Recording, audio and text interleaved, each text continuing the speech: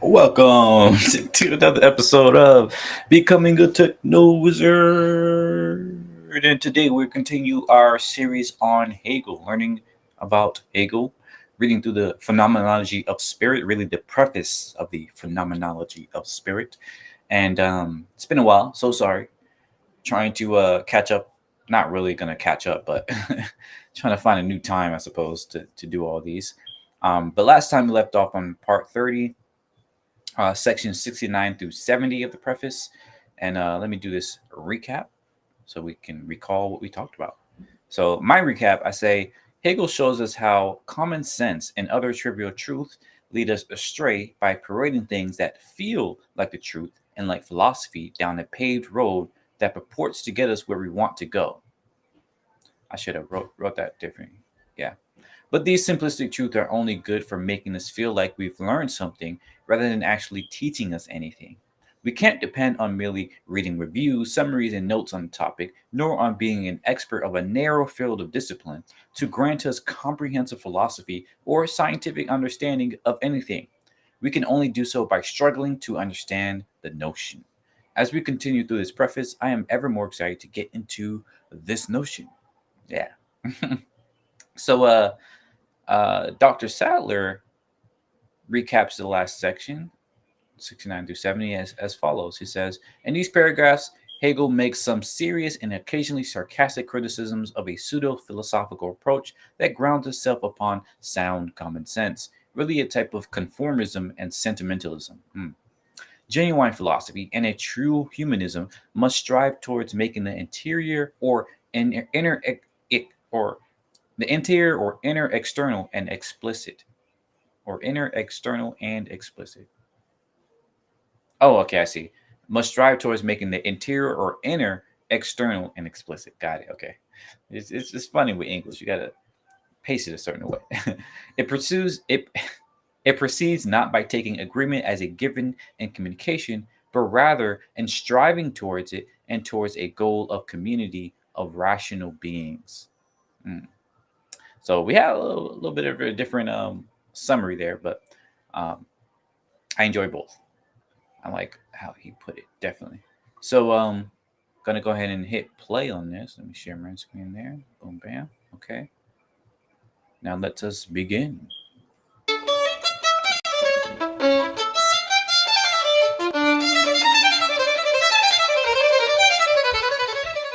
Since I hold that science exists solely in the self-movement of the notion, and since my view Okay, I forgot I had it on.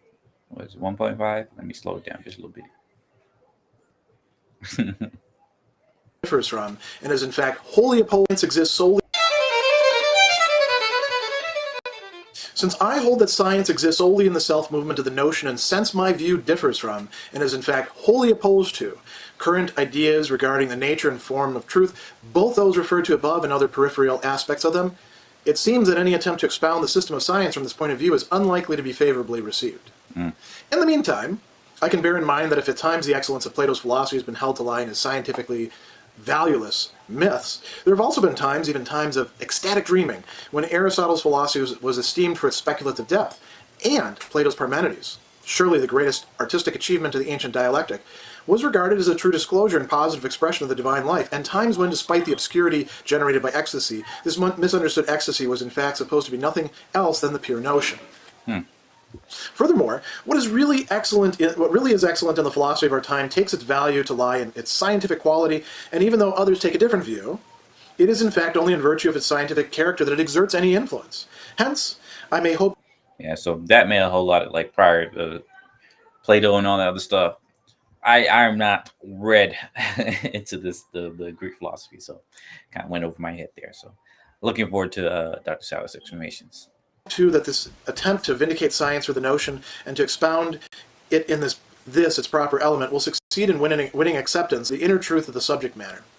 We must hold to the conviction that it is the nature of truth to prevail when its time has come, and that it appears only when this time has come, and therefore never appears prematurely, nor finds a public not ripe to receive it. Also, we must accept that the individual needs that this should be so in order to verify what is as yet a matter for himself alone, and to experience the conviction, which in the first place belongs only to a particular individual, as something universally held.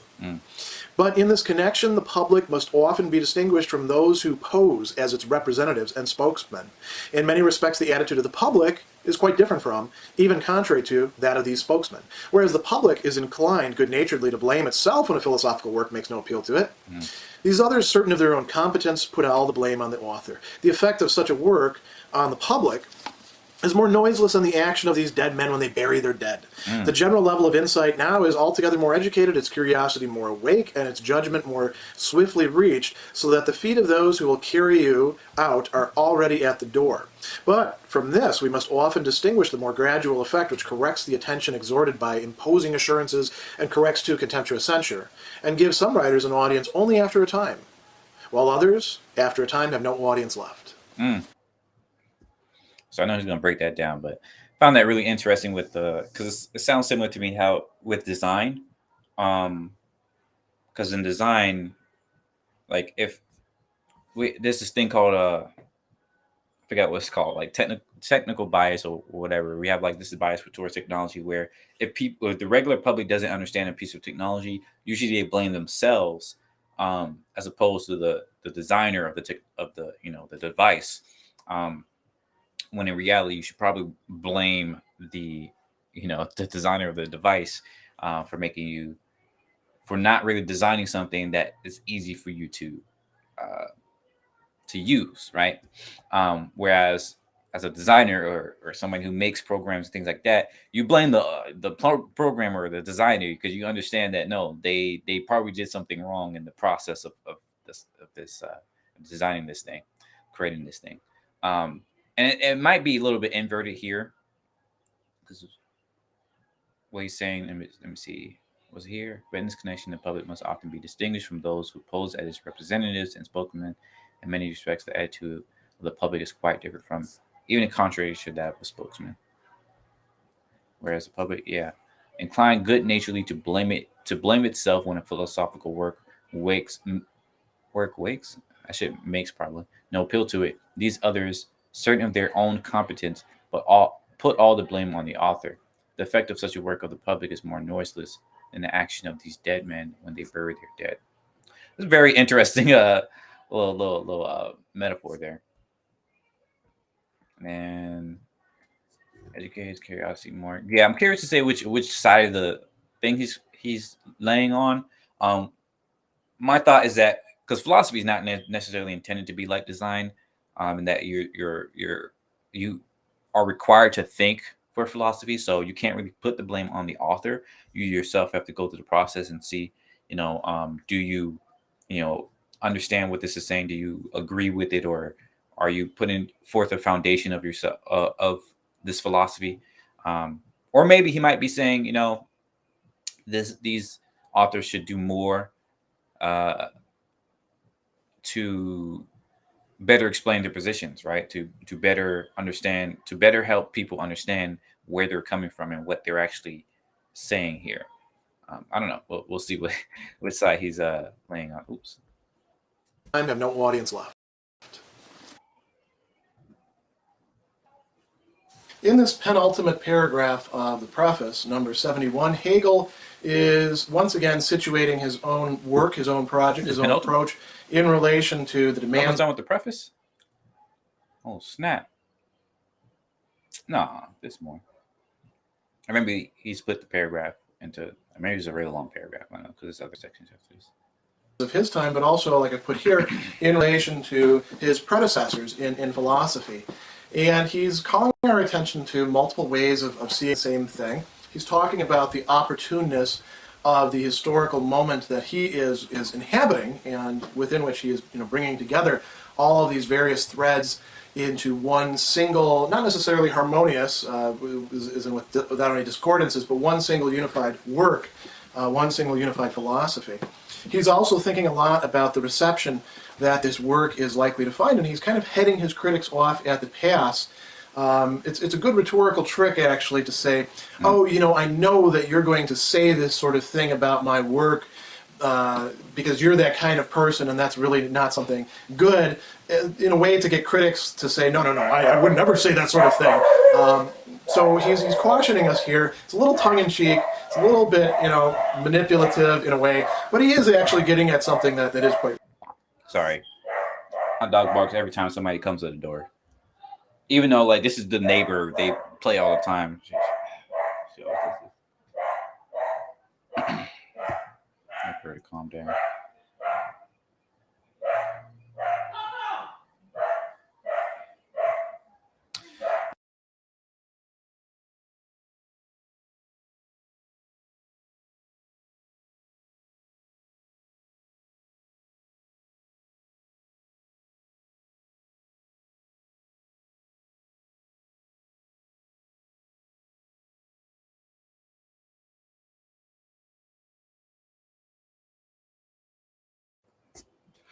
I don't know why she does this, man. Every time. Okay. Where were we? Go back just a bit.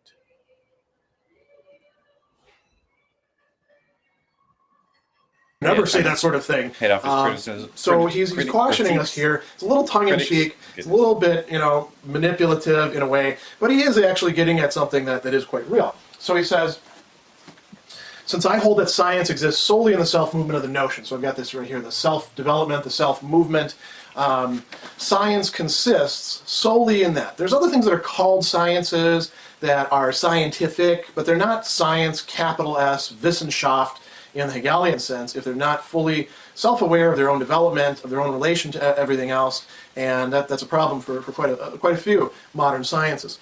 So he says, my view differs from, and is in fact wholly opposed to, current ideas regarding the nature and form of truth.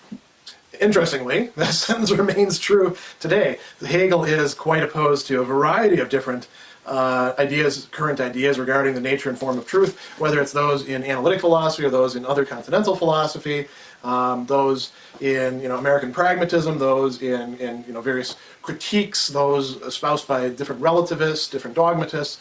Hegel is still kind of an odd bird out when it comes to this sort of thing. And he says, since my view differs from these other current ideas, it seems that any attempt to expound the system of science from this point of view is unlikely to be favorably received. Now, he, as a side note, he enjoyed immense success for quite some time, lasting all the way until his death in the, early part of the 19th century. I mean, he almost made it to the midpoint, not quite. And if we look at the 19th century and philosophical development, not so much in England until around the turn of the century, but certainly in Germany, also influencing what was going on in Italy, influencing what was going on in France, and also influencing what was going on in America, since a lot of American philosophy at a certain point started to take its cue from what was going on in German philosophy, and they started sending people over to Germany to get graduate degrees. Hegel is actually going to become quite an important thinker, and not just because people are becoming Hegelians in the sense of, just following the system and we need to just fill in the gaps. There were some right Hegelians who were like that. But people found his dialectical philosophy a very useful, very powerful way of understanding reality. So he influences people ranging from the St. Louis Hegelians to Josiah Royce, to Victor Cousin, to Maurice Blondel, and the British Hegelians as well. He influences a lot of people. Let me put it to you this way. He catches on so well, at least at a superficial level, that he becomes the guy, the system to react against. If we're talking about the existentialists, if we're talking about British analytic philosophy, they're both reactions to Hegelianism. Marxism is a reaction against Hegelianism from within, turning Hegel on its head. Really? So, any attempt to expound the system of science from this point of view, unlikely to be favorably received. Well, he was not quite correct about that. But there are a lot of people who say, I just can't understand this Hegel guy. As a matter of fact, I used to have a German philosophy professor when I was an undergraduate who said, when I have insomnia, I just get out my Hegel and I start reading that, and pretty soon I fall and right asleep because I can't make any sense of it, and it just kind of lulls me into somnolence. So he says, here's how I can console myself. There's been previous scientific philosophy, not as fully developed as what I'm doing, but there have been other people doing things like this along the way. And he gives the example of Plato and Aristotle. He says, I can bear in mind that if at times the excellence of Plato's philosophy has been held to lie in his scientifically valueless myths. He's taking a pretty strong stance on Plato there. There have also been times, even called times of ecstatic dreaming, when Aristotle's philosophy was esteemed for its speculative depth. Hegel really does take quite a bit from Aristotle, including his notion of not causality as the four causes, but the notion of causality as we can always find some sort of reasoning process that we can make sense of, even in what appears to be merely random events, touche in Aristotle's term. There are causalities at work, they're just complex causalities. He also takes the notion of teleology full bore from Aristotle. Teleology introduces notions of perfection, of moving towards some sort of end or goal, of organisms as being these collections of processes that are brought under one sort of unifying being, a unifying node in it. Some of this is mediated a bit through Leibniz, you might say. And he says, Plato's Parmenides, and here Hegel says, surely the greatest artistic achievement of the ancient dialectic. Interesting thing to say, isn't it? Which of Plato's works is Hegel focusing on the most? It's not the Republic, it's not the Symposium, it's not some of the others that people take as being sort of the high point. Who are the ones that the Plato aficionados really latch on to? Well, if you're into rhetoric, the Gorgias or the Phaedrus, the Phaedo, the Sophist. No, it's the Parmenides. Why? Because the Parmenides actually shows a dialectic at work. He says, write that down. So these were regarded as the true disclosure and positive expression of what? Of philosophy? No, of the divine life, of what was best, of what was greatest, what was most real. And times when, despite obscurity generated by ecstasy, this misunderstood ecstasy was in fact supposed to be nothing other than the pure notion. That's the low point that's possible, right? So he says, what is really excellent in the philosophy of our time takes its value to lie in its scientific quality. Even though others take a different view, it's in fact only in virtue of its scientific character that it exerts any influence. Now, why is that? You have a variety of different viewpoints in modernity that you can take on and think about and look at. Why pay attention to any given one of them over others? Could be because it appeals to your emotions, to your sound common sense. Could be that it's what you're familiar with, what you're comfortable with. Or it could be because it actually works, because it's tied in with the way things truly are, or it's closer to the way things truly are, and it gives you handles by which you can make sense of things. And we're not just talking about sort of application of technology, understand in order to control, the modern scientific viewpoint on physical reality.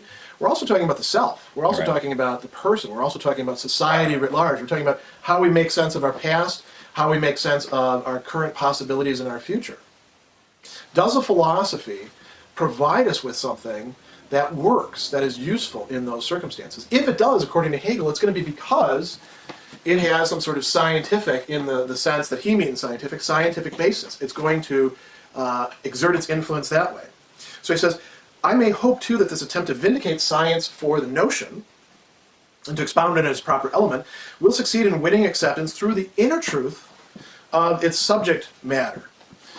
What's the proof of the phenomenology? Going through it and seeing that his analyses are actually on track. Hegel's willing to actually lay it all on the table and engage in one big bet and say, if you go through this and you find that it's all garbage, or you find that it's half garbage, then I didn't do my job. Then I wasn't really doing science. This raises some interesting questions because, for somebody like me who doesn't actually agree with all of Hegel's analyses in here, what do we make of Hegel? Do we say that, well, Hegel, threw it all on the table and engaged in one big stake, it all goes down or it all goes up? Or do we say, I think we have to be a bit more selective about what we say he got right and what we think he got wrong or didn't go far enough with, or didn't adequately develop, what he dismissed too much from the past. So he says, I want to win acceptance through the inner truth of the subject matter. When I'm talking about self-consciousness, I want to convince you for science that this is actually the right account of the development of self-consciousness and what's at the very basis of it, by showing you the self-development of the notion, by carrying out a phenomenology. Not a phenomenology just of external experience, but a phenomenology of historical development, the development of consciousness. Likewise, when it comes to observing reason, or art, or religion, or morality, or any of these other things, I want to show you, by carrying out the work, what's really going on with these in the self-movement of the notion. So he says, we must hold to the conviction it's of the nature of truth to prevail when its time has come. Nothing. Finally understanding what's going on here. What's this? 30 videos in. I've been like, I understand the overall idea, right? And, dialectics and being able to like, I understand some of that stuff. I think to an extent, like something to preface, so we'll see. But like, I guess I was still looking to see what was Hegel building towards, right? Um, and this idea of chasing the idea or trying to explain consciousness through the development of historical, kind of movements, right? I think that's sounds to me like that's what he's going to be doing throughout the entirety of the book, right? Uh, kind of trying to track the development of consciousness um, through these different eras in history and how philosophy or philosophical thinking or just thinking in general has changed over time through those movements. So I might be wrong, might be right. Just trying to do my own self development here, but it seems like that's what he's going to be doing, and it's going to be very interesting because I already know they didn't really have a good idea of what consciousness was back then in the 1800s, and even now we still don't have a great idea. But I feel like there's some very interesting, kind of new ideas on it now that they would not have been able to even really contemplate back then, right? Due to the fact that we can analyze our like excuse me, we can actually analyze brain structures today, right? And it will be even more, right? Whoever's watching this in 100 years, or reading Hegel in 100 years or 200 years or whatever, right? Like they will have even more ability to actually understand consciousness. Um, Maybe they'll be able to, analyze the quantum physics of our brains and see how the quantum physics works and how that creates, consciousness and whatnot. Furthermore, I think systems thinking, right, plays a huge part into this that was not really a big thing back then. Um, or maybe, Hegel was a systems thinker. Like, seems to have some of these ideas there. So we'll see. But yeah, this is very interesting, and I very much looking forward to getting into the rest of the book. Another really interesting idea. What does it mean for truth to have a time that's come? Mm.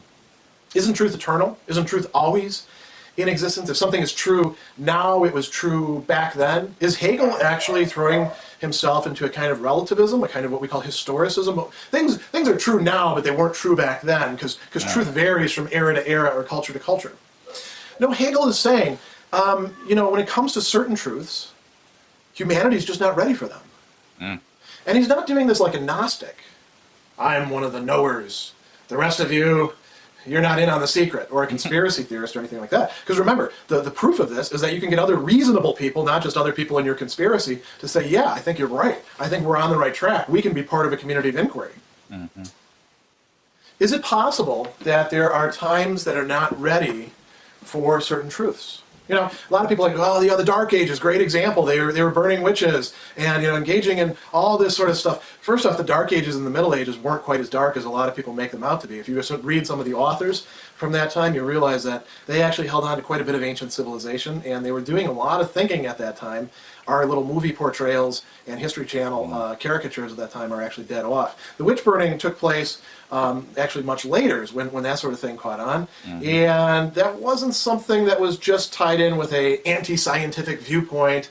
There were a lot of other factors going on. And if you were going to take a Hegelian perspective on that sort of thing, it would require getting your fingers into the tissues of the past and reading these people and thinking, what was actually happening at these times? Mm. But were there certain truths that weren't available for that? Here's one example. For Hegel, freedom is something that develops over time. And so he talks about the importance of, in his view, Luther and the Protestant Reformation. He contrasts the ancient period, which was, mainly aristocracies and tyrannies. There were democracies, but they quickly degenerated, as teaching us the lesson that one man can be free. One person can be free. Mm. This is where I already think that Hegel and people like him are very wrong. It's because they themselves were using a sort of euro-centric viewpoint of the world. All right, in the beginning, in the ancient culture, there were this kind of things like that. But as we look into history, we see that no, even before these ancient cultures, there were more ancient cultures, right? There were other cultures going on with different ways of doing things that weren't aristocratic, that were egalitarian, for instance, right?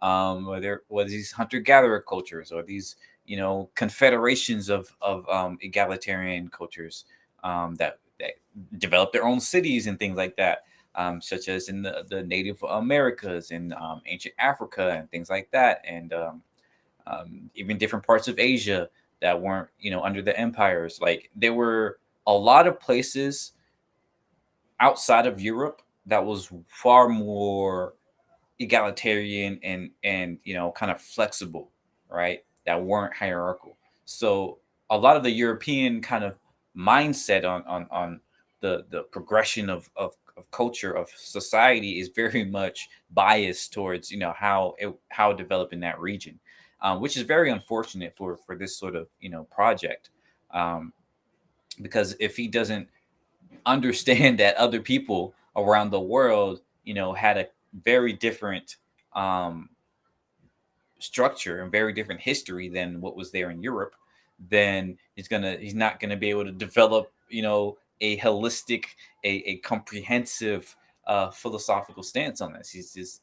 His foundation is already shaky there. So that's troubling, but we'll see where he goes on. And I just real quick, I do understand that even in Europe there were still some other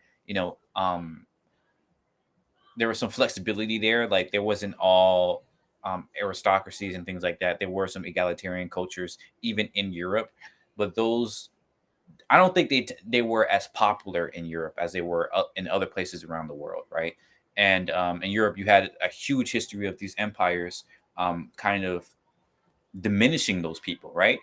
Kind of either through genocide or just ignoring them, acting like they didn't exist, or holy wars and things like that, right? Like there's a lot of tough history in Europe where, unfortunately, it's understandable why these people didn't really realize, that era, ancient history or ancient, culture is not, you know, um, it's not centered around aristocratic or early early hierarchies, right? It's not just that. Like it was a lot of other egalitarian cultures. But let's continue.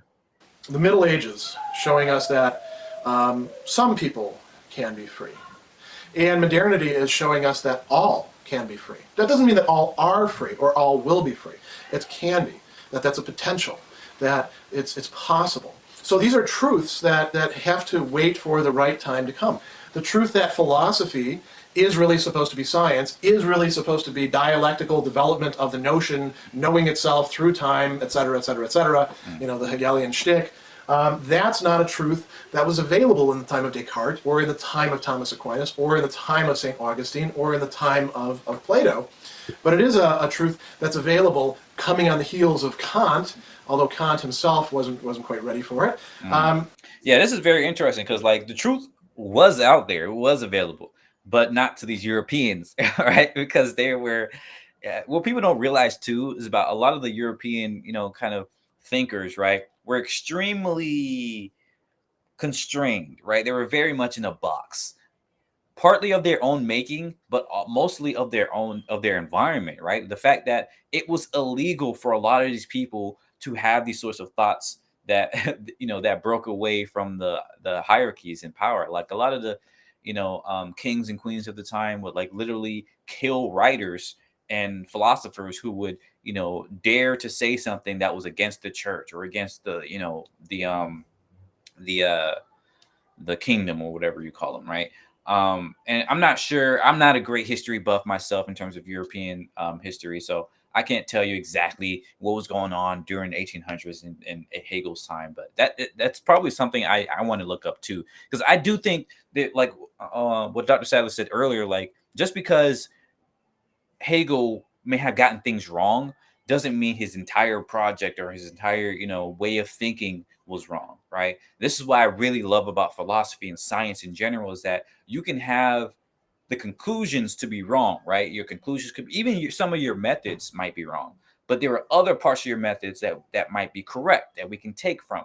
There's part of your process, that can be very powerful and very useful, and we can take that and we can say, okay, this part was wrong, but let's take this part and put it with this other part here, and now we can have a more comprehensive thing, right? And I do think, truth is something that's kind of builds upon, right? And that it may not be available to us today, not because we don't have that capacity or whatever, or maybe it is, I don't know, but mostly because it it's it's a thing we're building, right? Like it's a construction. It's a cooperative construction that you can only figure out certain things that you have access to, right? The Europeans can only figure out things that they had access to in the world. There was no internet back then. There was no way for them to actually know, what how Africans lived or how Native Americans lived or any of these other people lived, unless they, went there and listened to their stories and all this other stuff. But it was incredibly difficult to go there because you had to, go on these dangerous ships, and these ships themselves were paid for by the capitalists or by the feudalists or whatever. So you had to kind of buy into what they were telling you, and the only real news you got was from if any of them happened to come over here and tell you those stories, or most likely you would hear from other people that say, "Oh, these Africans, they're just weirdos, or there's just whatever. There's nobody in America. It's a new place just for us, right? It's just barbarians, right?" Like the only hearsay you're gonna get is, or only knowledge you're gonna get is hearsay, right? Like it's not gonna be comprehensive. So all that to say that, like, I can already see a lot of the problems of Hegel's story here, but I think he has a lot of really powerful processes. I think what he's talking about here with his dialectic, and and looking at the development of humanity through history is extremely powerful, and something that's really underrated even to this day, right? Of 2020, 2022, like, we still don't do that enough of learning from history, and we really should, because there's so many lessons, right? And so if we can do more of that, we can develop a stronger sense of science, a stronger foundation, a stronger philosophy, stronger understanding of ourselves. And anyways, I'm talking way too much. Let's And Hegel's the right guy at the right time, in the right place to make sense of it, to you articulate weren't, it for but us, and to, it's a good try. not, I don't want to say boil it down, but provide us its outlines here in this massive, dense tome that we're going to be working our way through. That's what he's talking about here in the preface. That's what he wants to end, or come close to ending the preface by talking about. It's now time for this sort of project to be carried out, he's saying. So he says, we must hold to the conviction it's the nature of truth to prevail when its time has come. It appears only when the time has come and will never appear prematurely. Nor find a public, notice I've got this term public here, not ripe to receive it. You can't have a lone genius. Hegel rejects that term genius, by the way. He thinks totally unhelpful in these sort of respects. You can't just be the lone sage up on the hill. This is written for a public. This is written for not a reader, but a readership. It's supposed to be providing outlines that other people can take and use and go further with. Much the way Aristotle's books were. Much the way Plato's dialogues were. So he says, I don't know if you did a really good job about that, Hegel. I don't know why that is. Like, I partially know why. I've said it before. Like, these people back in the day, they wrote these books for other academic readers, right? Because they kind of assumed that the only people who read things were people who went to school. And if you go to school, like, you had the time and money and power and all this other stuff to sit down and read these books and read into the history of philosophy and all that other stuff. I'm not sure if Hegel or any other philosopher back then contemplated in a world where people would read these books and have no, like, prior training or prior knowledge of other philosophical texts, or have the time to go and read all these other philosophical texts. Because I would love to, but I do not have the time, right? There's too much other stuff to be doing, to be learning, to be growing, to all this stuff. And living in the society that we do, capitalism makes it even worse, because even if I did want to just take some time and just read, I can't, because I have to work, or I have to do, and I enjoy my work, but I have to do it in order to survive. So I'm not sure if they really realized, you know, the world that we would have, um, that the type of people who would read their books, 100, 200 years in the future, which is very funny. But this is a lesson. Anybody that's trying to do something like this today, and I think I want to do something like this, right? Realize that you can't you can't develop something that requires people to sit down and read, the entire history of things. Like, you have to somehow create like a tool, right? A way for people to understand the world, even if they don't have the time to go and read everything, right? I think there's something to be said for ways of thinking as opposed to just, having to read all the stuff yourself. I'm not sure if I'm making sense with that, but like, teach people how to use tools as opposed to encouraging, or as opposed to requiring them to use every tool, if that makes sense, right? I hope that makes sense. We must accept that the individual needs that this should be so in order to verify what is yet a matter for him alone, and to experience the conviction, which in the first place belongs only to a particular individual, as something universally held. So when these new truths come on the scene, people have to try them on and live them out. And they have to do that as individuals. Makes sense. They are going to be different than those in the rest of their society, sometimes even as representing the highest that's available in their society. But they're going to be at odds with many others, and they are not necessarily going to find their friends, their readership, their appreciators in their own lifetime. But what they're tending towards is a universal community. This text is written for that universal community, which Hegel thinks is in the process of development. It has to be lived out individually first. There's a guy, Hegel, who has to actually be at the nexus of this and try to, have as little bit of himself involved in it as possible, and just try to be sort of a vessel for world spirit, in his case, which I think he did a pretty good job with. But it's ultimately heading towards something that's not just a bunch of clones of Hegel, not just a bunch of repeaters of Hegel's words and thoughts, but those who carry out a conversation, an ongoing, continuing to develop conversation, Hegelians. So he says, in this connection, he wants to give us a warning here. The public, the attitude of the public is quite different from, even contrary to, those who are its representatives and spokesmen. Now, who are the representatives and spokespeople of the public? The intelligentsia. In our case, the political class, the people in the universities, I suppose, probably not most of them, just, you have more weight the higher tier you are. The people who get invited to TED Talks, would be among that as well for Hegel. Hegel would probably hate TED Talks. There's a whole conversation we could have about that. But yeah, that's kind of an interesting digression to think about. Perhaps I'll blog about that. Who else? The elites. The people who claim to form public opinion. The people who are opinion leaders, thought leaders. Hegel would say most of those people are full of it. They don't know what they're talking about, any more than they did in Plato's time, any more than when Socrates was saying, these are my older accusers, the people who, when I questioned, they couldn't actually say anything coherent about what it was that I was asking them, the things that they're supposed to know about.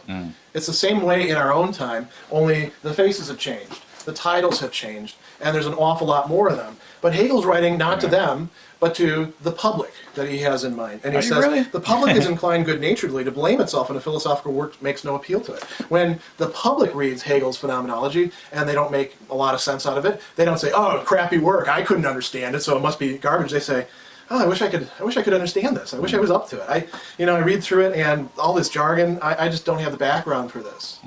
It's a question of actually putting the tools in the public's hand. That's part of what I'm trying to do with these videos, by the way.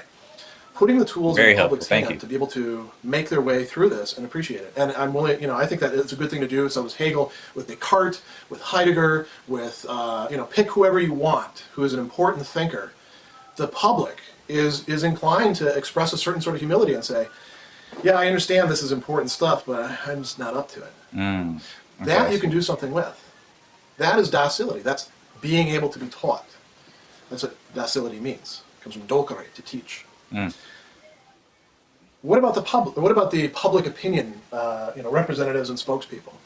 Well, quick, I wonder why. Like, I wonder why this is still so hard to read. If he had that intention of like the public being able to, understand his stuff and go through his stuff and practice in his notion,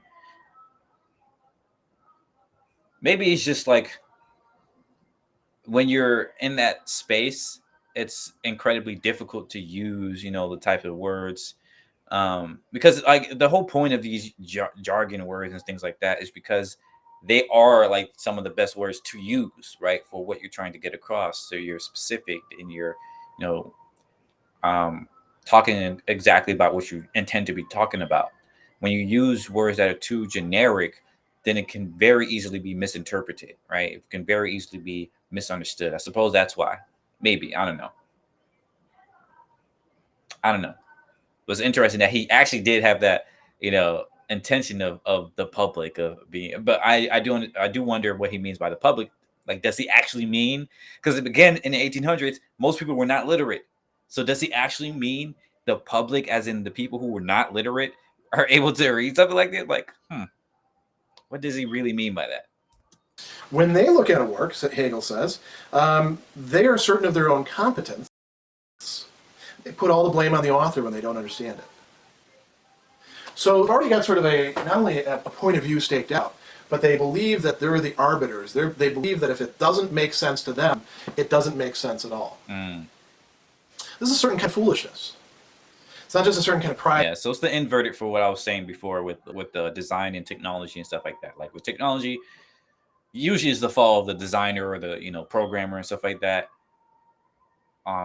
If you don't understand how to use the technology, right? Because it's supposed to be designed such that you don't really have to think about how you use it. You just can easily use it. It's intuitive, right? That allows you to just do the task that you're trying to do without thinking about how the technology wants you to do that task.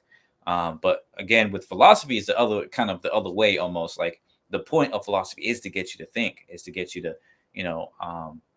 figure out things for yourself and things like that. So it's less about making it easy for you to think, or making it easy for you to do a task without thinking, and more so making you think about what you're doing and how you're doing it and why.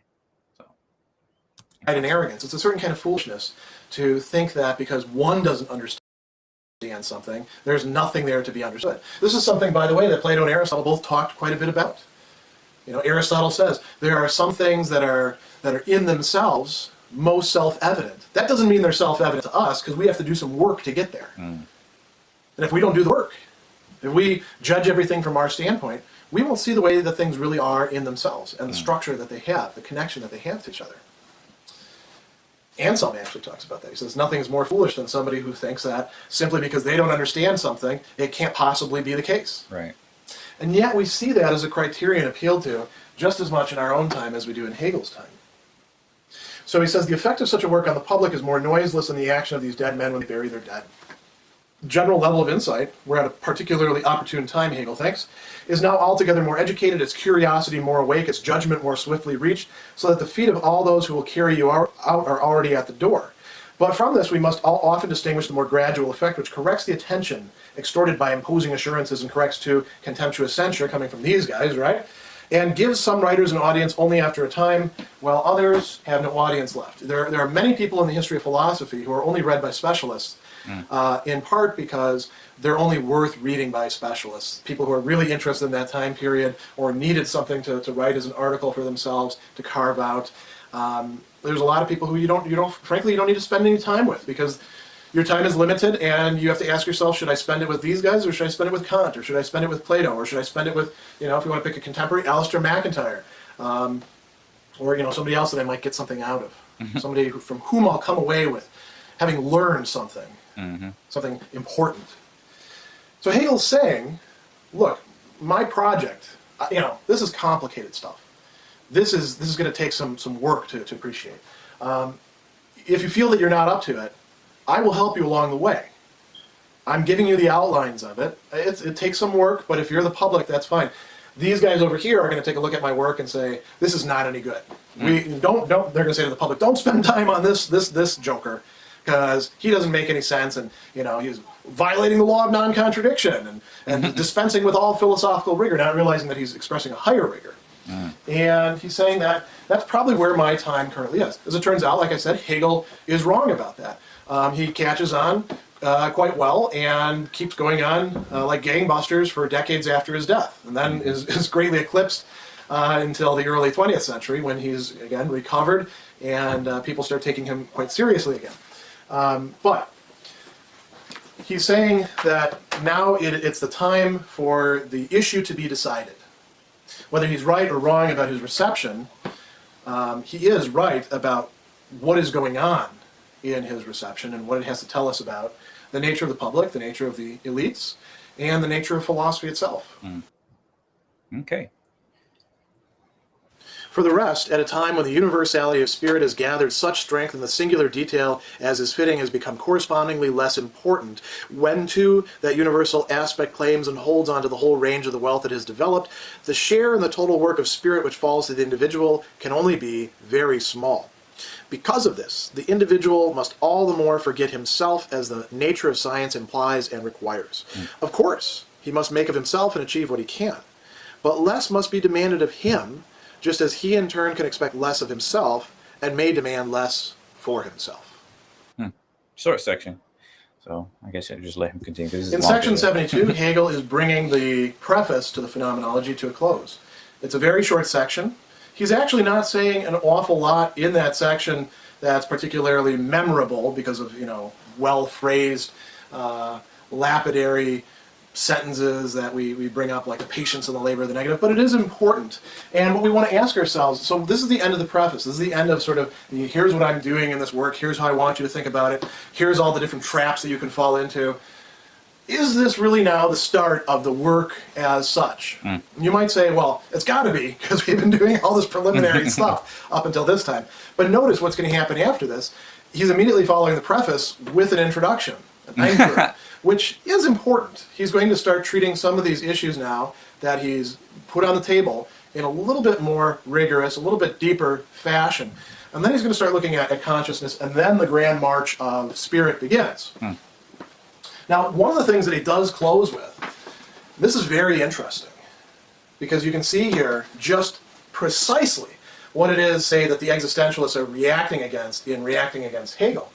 He's asking, what's the role of the individual? I capitalize it, he doesn't capitalize it, or the translator does it rather. What is the role of the individual in this? Well, notice he's saying, this is a time when the universality of spirit has gathered such strength. We're at an opportune time in history because we do have a growing, widening, better and better educated, more literate, more thoughtful public. He's writing this, by the way, at the time of the Napoleonic Wars, when Europe is becoming possibly one giant state. We're at a time when the universality of spirit has gathered such strength, and the singular detail has become less important. The singular node within the whole system, the whole matrix, has become less important than seeing the big picture. He says, when that it's fitting, that universal aspect claims and holds on to the whole range of the wealth it's developed, the share in the total work of spirit which falls to the individual can only be very small. So the individual, here's again where Hegel is going to, you either love him or hate him. You're going to see this as his decisive turning point to what's most on track or where he goes most wrong. The individual fits into the system, and their role matters because of its participation within, its enmeshing within the system of other individuals. So he says, because of this, the individual must all the more forget himself. If you want to understand the Hegelian perspective, it's sort of like stargazing. If you want to stargaze, you look at the sky and you got to relax a bit and quit thinking about, did I leave the toaster on, or what am I doing next week, or stuff like that, and just look at the stars and see this totality. You don't sit there and say 1, 2, 3, I love the stargaze. Or just look for the constellations. Aha! I found the Big Dipper. Oh, there's Scorpio. No, you let the phenomenon impinge upon you. Hegel's saying that when it comes to this scientific aspect of things, a community of inquiry, that's how we need to do it. Does that mean we all become worker drones? No, because there's a certain kind of freedom involved in this, and not a mere necessity. Right. But he says that the individual must forget himself as the nature of science implies and requires. Of course, he must make of himself and achieve what he can. That's not to say that, we just take our cues entirely from the system. We still require some individual initiative, some enterprise, some willingness to jump in. You have to apply your own brains and develop your own will, but you're doing it within a context. He says less must be demanded of him, just as he can in turn expect less of himself and may demand less for himself. One way of seeing this is, despite the fact that we have something like an intellectual hero and a great work here in the Phenomenology, and then to follow that's going to be the science of logic, all these brilliant lectures that he's going to do, finally, the philosophy of right, the encyclopedia logic. Hegel's saying the time of heroes, intellectual heroes, is drawing to a close. We don't need them anymore. What we need is the system. What we need is the patience to work through this, to make sense of it. So that's how he's ending the preface to the Phenomenology. Not on a bombastic note, but fairly quietly, in an unassuming way, inviting us to take part in reading the rest of this great work. So, I'll say just a few things now that this portion of the lecture is over. If you've been watching all of these, that's really great. This is like I said at the beginning, this is a work that I'm very excited to speak about. I'm probably not the best person to do these videos, but I'm the only person actually doing it. So, really appreciate it. Although there are greater and much brighter and much more versed Hegel commentators than I am, I'm the one who actually was crazy enough to take on this task. I hope that you'll stick with this. Definitely. I hope that you're not only enjoying these lectures, but Yes. that it's helping you to go through the text. I don't particularly care if you're using this translation or not. If you want to use the new Pinker translation that's coming out, or you want to use the Miller translation or the Finlay translation, more power to you. What I care about is people actually reading the text because of these lectures. So we're going to do more of these. Next is going to be the introduction. Then we're going into consciousness in those 3 sections. I'm not sure how long it'll take. But in any case, glad that you've come along this far with me. And we've got a lot of really exciting vistas to climb to and to look out over the whole history of human consciousness from. Nice. Looking forward to it, very much so. I really need to get the copy of the book. I'm not sure. I want to think about this because I like, going through this for the first time here. It allows me to, have some, kind of like a first reaction type of thing, even though that's not really the intention of this. But because my problem is that I almost never reread things. So, because to me, a lot of the enjoyment of reading is the first kind of novelty and learning things for the first time. And when I reread it, then I tend to get bored, or I'm already like, oh, I know what's coming up next. But granted, I usually read fiction, so I almost never read nonfiction.